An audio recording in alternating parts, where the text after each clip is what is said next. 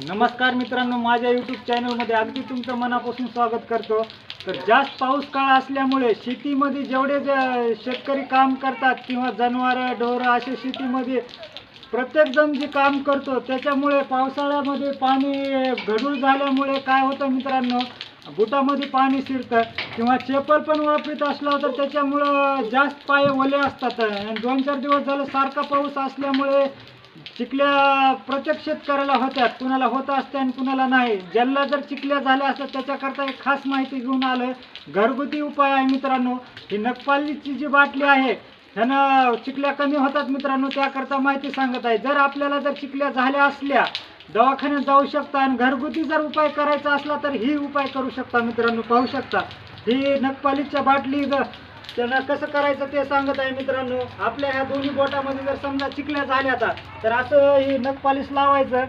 नगपालिश जर लावलं मित्रांनो तर 100% सांगतो चिखल्या तुमच्या कमी होऊन जात्या। 2-3 दिवस जर नगपालिश लावलं तर 100% कमी होऊन जातात मित्रांनो। न दवाखान्यात जाता ही घरगुती उपाय आहे मित्रांनो। जय हिंद, जय महाराष्ट्र।